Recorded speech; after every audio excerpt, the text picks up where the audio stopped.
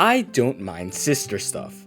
No, wait. I do mind it, but in the context of fiction, it can do some interesting stuff. Let me get this straight. I don't endorse incest. Your relationship with a sibling should be strictly that. Domestic girlfriend was an exception, which I explained in my long video on it. My point is that I don't mind it in an animated medium, as it does often tell an interesting story that subverts social norms and tells a story of committing a taboo and how everyone deals with it. I'm not instantly turned off by it. I want to see what exactly it has in store from a literary and narrative standpoint. Unfortunately, and conversely, it is often dogshit and it caters heavily to those who aren't turned off by it, but to those who are turned on extremely by it. So sibling shit, at least most sibling shit, acts just as horny junk for those horny junk junkies tugging at the horny junks while watching it. But I'm a believer. After Domestic Girlfriend, which is a great story contrary to the beliefs of those who can't see the bigger picture in literary art, I wanted to find another one. The newest 2024 anime, Days with My Stepsister, fit the bill. Or so I thought. See, I went through a lot of emotional turmoil while watching this, and it became a guessing game for me on whether it was a good show or not. So today, I'll be answering just that. As always, like and subscribe to help me out if you feel I deserve it. For this show in particular, I think it would be more appropriate to first state my thoughts on it, and then back it up, as the way I feel about it in a meta sense will be a large topic on this video. So, how do I like this show? It's not a binary answer, it's much more complex than that. I think I like it, but I want to hate it.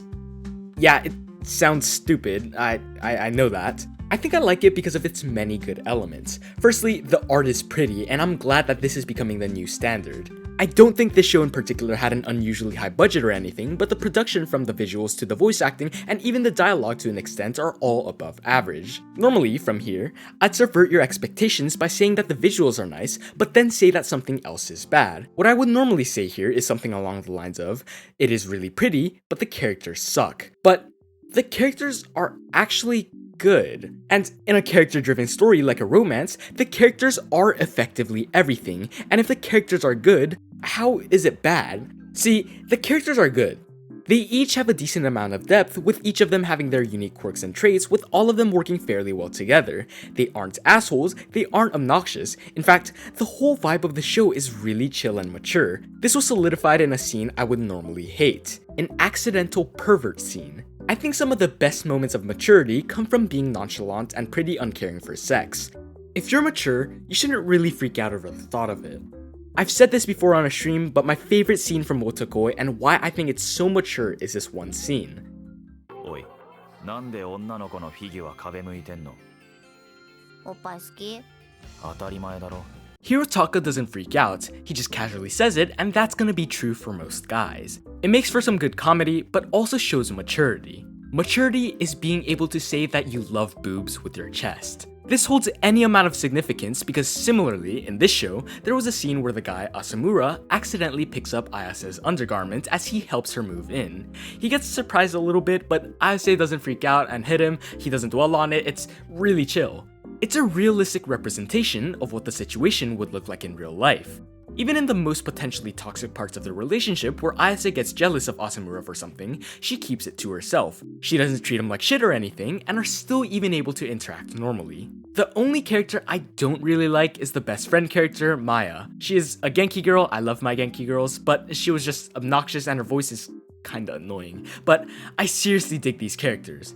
They care for one another, they aren't toxic, they are able to interact like normal people, they are able to communicate, when they do wrong, they want to fix it, and when they do good, the other wants to match it by doing something good for them back. These are good characters and good people. This makes me actually invested in what happens to them and kinda root for them, not to necessarily get with each other, but to find mutual happiness in one way or another. Another small thing I like that they do are the silent scenes. It shows a lot of character and sets the mood really well without telling us the obvious through internal monologue. They don't say, this is awkward, or random bullshit like that. They show it instead by showing them silently eating. In this scene shown right now, some things happened the night before and he wants to take care of her and gives back by making her breakfast. She is moved. We can 100% see that, but they do it with subtlety. The mood is also obvious, but subtle. We can tell by the music and small changes in facial expressions, but she doesn't outright say it, nor does she tear up instantly. It's so chill. I really like this, and to top it all off, right after, Ayase apologizes for not being the nicest the day before because she was in a bad mood. She wasn't even necessarily mean, she was just not having it that day and it may have come off as slightly cold. But guess what? She still apologizes because she has something called common human decency. And things like that show that the characters know how to have conversations, a skill heavily lacking in too many romance protagonists. Instead of using the fact that they are too immature to talk about things, the conflict in this show comes from actual misunderstandings from things that they actually can't say, not won't say, which they resolve before it gets annoying by talking it out. And let me just gush over one more thing. That irony in how they take action when they finally realize their feelings for each other, a classic masterful execution of irony. And that's the next point to appreciate. The actual step-sibling relationship here. This is a romance and they obviously will develop romantic feelings for each other eventually. Ayase develops them first but doesn't show it. Asamura then follows. And during the time that he makes sure of those feelings, Ayase realizes that they as a couple shouldn't happen. So she pushes him away by calling him Big Brother in a crucial moment. This snaps Asamura back to reality and we see a little more about Ayase's psyche. She feels as though if Asamura did develop feelings for her, she wouldn't be able to reject him. If he even took one step forward, she would fall apart, and being aware of this, she sets a strict boundary. You are my brother. This acts as a way of self-defense and I really like it. They make it so unweird. Normally, what shows would do is after realizing that the two are siblings, they go, fuck it, it's whatever. Matter of fact, fuck her, now. Which is why I like the fact that this barrier worked. They are both sensible enough to realize this fact and Asamura quickly accepts this instead of trying to cope and saying that it is somehow fine. That's another reason why I like Domestic Girlfriend. It doesn't outright say that step-sibling stuff is taboo, in fact, it goes through with it, but also shows the oddities and awkwardness that comes with it. It's essentially self-awareness, and this show has that in a different way. So, after all that, how the hell can I want to hate it? What the hell goes so wrong that it makes such good things go to waste? The reason for that is that I think I'm being tricked. I don't think I watched the show. I know the plot is also pretty good, but I also don't know it. Like, these random bits of jumping from perspective to perspective and random jumps in time make it really weird to watch. In the very beginning, after some irrelevant things happen, she gets hit by a truck, but then she doesn't? And then it's never addressed again until later, but it isn't addressed well, so I still don't really know what the hell that was. And there was this flashback where the two apparently met before, but I don't really know if that actually happened or not. And there are many other things like this, where it makes me feel like I'm witnessing a fever dream. It's so weird, but you just have to watch it for yourself to run into these bits. It feels hazy for no apparent reason. Oh yeah, wait, I just remembered as I'm recording this. She tried to fuck him before?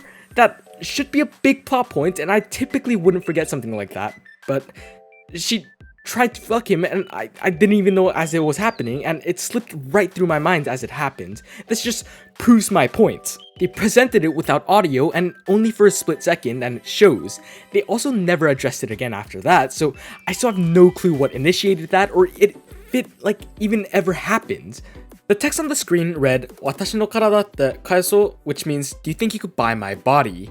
They did have a plot point with rumors saying she sold her body and stuff, and she did say something about selling some ambiguous thing as her job, but I'm pretty sure that the two cleared it as just a rumor and that she was supposed to get a different job. But also, they never really clarified what exactly she was selling, so she could damn well be a drug dealer for all we know. So I still have no fucking clue what this shit is about. And one more thing that lies within that spectrum of ambiguity is the ending. The ending leaves things unsure. There's definitely a sort of conclusion and a clear path to the next chapters, but the status of the relationship is left inconclusive. Do they get together? Not exactly. In fact, they go a separate route, diverting from most other titles in this genre. The characters actually realize that they can never ethically be together. They acknowledge their feelings and confront each other about it, but decide to hold off on what to do. They decide to work it out together to eventually figure their shit out. I thoroughly enjoyed this because it is a most mature and least destructive path. If everything goes perfectly, they would both get over each other and end up happy separately. This unclear ending is different from the other odd uncertainties, as this one has a narrative purpose while the others are just kinda random. A bit of a weird analogy, but you know those cooking videos where in the middle you just see like two guys kissing or something? Yeah, it kinda felt like that. You have to go back to check if you just saw what you just saw. The whole getting hit by a truck thing was so random and out of nowhere, and because of it, I kinda laughed when I watched it, but then it just left me confused and dazed. But overall, I think I like this show a lot. I think it's a really good show, rare for a sister fucking anime. It has actually high production value, a good story with likable characters, but at times, I don't know what I watched. Did she try to fuck him? Why? Did she get hit by a car? Did I even watch the show? My name is NoahBoahCoah, and I keep it in my pants when I'm around my family because I'm a good boy. My mom tells me that. And thank you for watching.